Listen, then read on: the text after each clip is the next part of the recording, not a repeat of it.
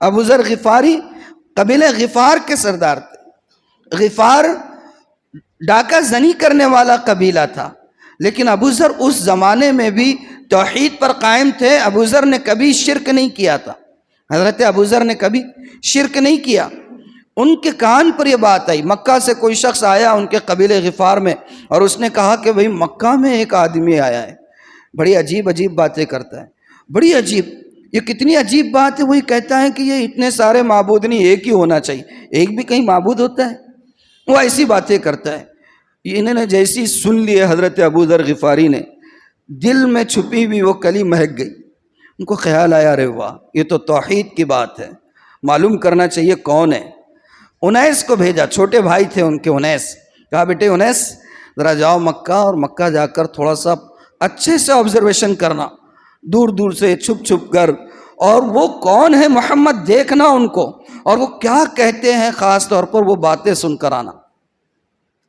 انیس آئے، کچھ معلومات لی، واپس غفار گئے، اور جا کر بھائی صاحب سے کہا کہ بھائی جان میں گیا تھا اور میں نے ساری چیزیں دیکھا، وہ یہ کہتے ہیں کہ ایک اللہ کو مانو، اور والدین کے ساتھ حسن سلوک کرو، اور کسی کا حق مت مارو، نماز ادا کرو، یہ ساری باتیں وہ کہتے ہیں۔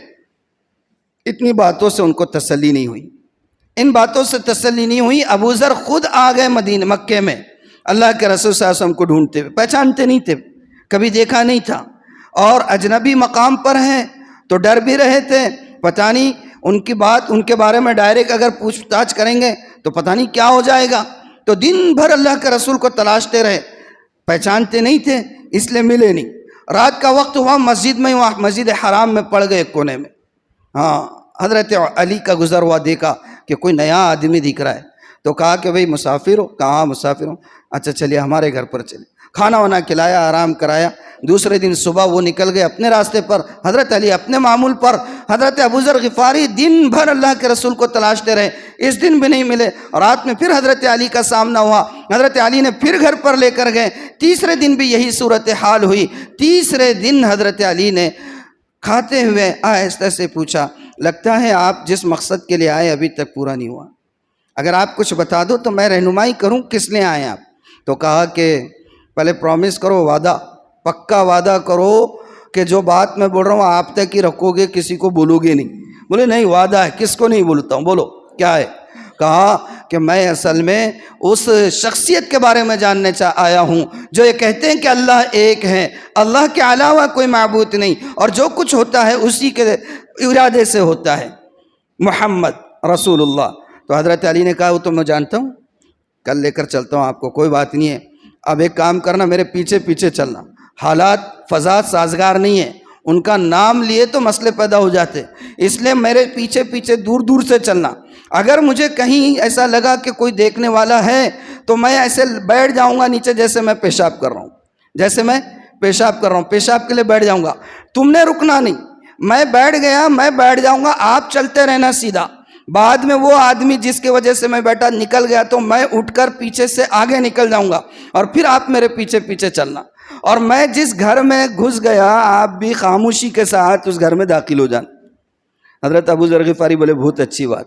دوسرے دن ایسی کیے، حضرت علی لے کر گئے اور سیدھا دار ارقم میں، جہاں اللہ کے رسول صلی اللہ علیہ وآلہ وسلم چھپ کر اپنے پیغام کو پہنچایا کرتے تھے، وہاں جا کر حضرت ابو ذر غفاری نے ساری باتیں ہوئی، ایمان قبول کیا۔ اللہ کے رسول نے کہا کہ ابو ذر آپ جاؤ اپنے قبیلے میں اور جا کر ہمارے اس پیغام کو وہاں پر اس کا تعارف کراؤ۔ وہاں سے نکلے اور بولنے لگے کہ ہاں میں تو جاؤں گا، لیکن یہ کیا ہے؟ ایمان کا مظاہرہ کرنا ہے، دستک دیا ہے ایمان نے دروازے پر، میں نے کہا نا، ایمان نے دروازے پر دستک دیا اور اندر داخل ہوا، تو ایسا داخل ہوا کہ اس کے اظہار کے لیے ایمان مچلنے لگا۔ کہا کہ ایسے خاموشی سے نہیں جاؤں گا، یہ سارے یہاں جتنے ہیں نا بنے ہوئے دبنگ، ان کے سامنے جو ہے تو ببانگ دوحل اعلان کر کے جاؤں گا۔ ہاں چلے گئے، مسافر آدمی باہر سے آئے ہوئے حرم میں گئے، اور حرم کے بالکل بیچوں بیچ کھڑے ہو کر جو ہے کلمہ شہادت کی گواہی دی، میں گواہی دیتا ہوں کہ اللہ کے سوا کوئی معبود نہیں اور محمد الرسول اللہ اللہ کے رسول۔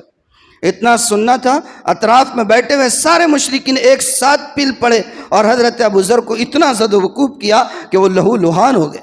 درمیان میں اللہ کے رسول کے چاچا عباس آ گئے اور انہوں نے کہا کہ تمہاری مت ماری گئی ہے، دماغ نہیں ہے، سمجھ نہیں آتی ہے بات، یہ غفار قبیلے کا ہے، غفار قبیلے کا، ملک شام تجارت کے لیے تمہارا قافلہ انہی کے قبیلے کے پاس سے گزرتا ہے، کوئی ایک قافلہ تمہارا محفوظ نہیں رہے گا اگر ان کو مارو گے تو چھوڑ دیا۔ دوسرے دن آئے حضرت جلالی تھے بہت، دوسرے دن آئے، ان کے زمان پر تاریخ ان کی کبھی اللہ توفیق دے تو کبھی تفصیل سے سناؤں، اتنے جلالی تھے، ایک چیز بھی اگر خلاف شریعت دیکھ لیتے تو ڈنڈا لے کر صحابہ کے پیچھے بھی پڑ جاتے تھے۔ کیا لے کے؟ ہاں، اگر کسی کے گھر میں ضرورت سے زائد چیز رہتی تو حضرت ڈنڈا لے کے پیچھے پڑتے تھے، استعمال ہی نہیں کرنا بولتے تھے۔ بہرحال وہ ایک لمبی الگ داستان ہے۔ اس طریقے سے اسلام قبول کیا تو اسلام کو جتنا روکا گیا اتنی تیزی سے پھیلتا گیا، اللہ کے رسول کے راہوں کو جتنا مسدود کیا گیا، آپ کے دعوت کی راہیں اتنی ہی پھیلتی چلی گئی، اور آپ کا پیغام مکہ کی وادی سے نکل کر پورے عالم کے اندر پھیلنے کے راستے ان کے روکنے کی وجہ سے بنتے چلے گئے۔ آج بھی اگر کوئی حق کا طالب ہو، جیسے طفیل بن عمرو الدوسی کی طبیعت سالم تھی، فطرت سالم تھی، اگر کسی کے اندر فطرت سالم ہو، سلیم ہو، تو وہ بالکل جو ہے حق بات کو قبول کر سکتے۔ ابو ذر کی طرح حق کا کوئی متلاشی ہو، حالات کتنے ہی خلاف ہو، ان خلاف حالات میں بھی وہ جو ہے اپنے لیے راستہ نکال سکتا ہے۔ آج بھی وہی حالات ہیں، NRC سے نہیں ڈرنا ہے، حالات سے نہیں ڈرنا ہے۔ ذرا پڑھو صحابہ کی زندگی، ابو ذر کو پڑھیں، طفیل بن عمرو الدوسی کو پڑھیں، کیسے حالات میں کیسی استقامت کا ثبوت دیا ہے۔